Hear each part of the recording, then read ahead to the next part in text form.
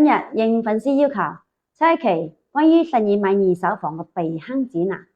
事實上，買二手房嘅坑要比一手房要多得多。如果你唔知道2024年買二手房應該點樣買，咁你就唔好亂咁簽字嚟。就算你睇中嗰套房再平，性價比再高，咁你都要記住我今日所講嘅9個要問，3個必查，7個唔簽得，5個必過戶，最後3個冇買，2個咪要。買二手房嘅過程當中嘅每一句都好重要。準備上車嘅記得點讚收藏。睇房前嘅狡別問，一定要問清楚業主或者中介。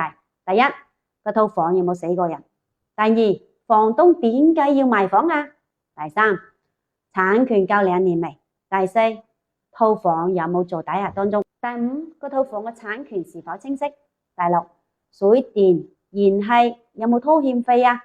第七，小區有幾多年嘅樓齡咧？第八，小區乜嘢時候攞個地？第九，業主嘅心理價位去到幾多？第二，3個必查。第一，查嗰套房是否有佔用戶口，咁戶口有冇遷出呢？第二，嗰套房有冇做抵押？第三，嗰套房有冇設立居住權？第三，房睇中咧，條件又傾好咯，咁簽合同之前記得7個咪簽得。第一，馬見到賣方嘅夫妻同意咪簽得。第二，馬見到產權人或者講公證委託嘅人咪簽得。第三，馬查清楚嗰套房嘅產權信息咪簽得。第四，交易費用唔清楚咪簽得。第五，貸款資質初審未通過咪簽得。第六，違約責任咪清楚咪簽得。第七，中介費未傾掂數咪簽得。第四，合同又簽好咯，貸款審核又通過開嚟，有5樣嘢必須過戶嘅。第一，產權證必須要過戶。第二，供電賬戶必須要過戶。第三，供水賬戶必須要過戶。第四，燃氣公司嘅賬戶必須要過戶。第五，物業公司必須要過戶。最後，如果你係剛需買房，本身預算咧又唔多，咁就一定要記住3不買2不要。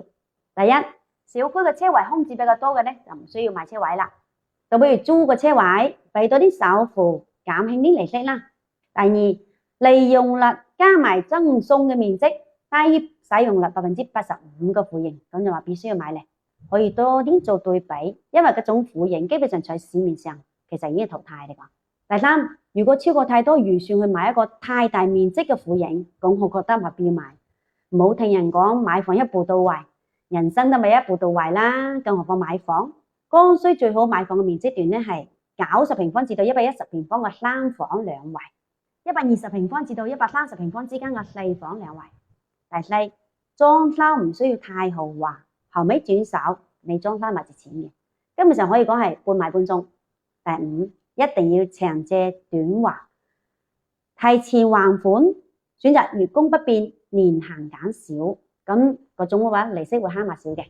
最後，大家如果想買房，唔知道應該唔該買，乜嘢時候買合適，唔知道點樣揀片區，點樣揀樓盤嘅不利因素等等，咁都可以揾我嚟傾一傾。如果你覺得有用嘅，咁就輕輕咁幫我點個讚啦。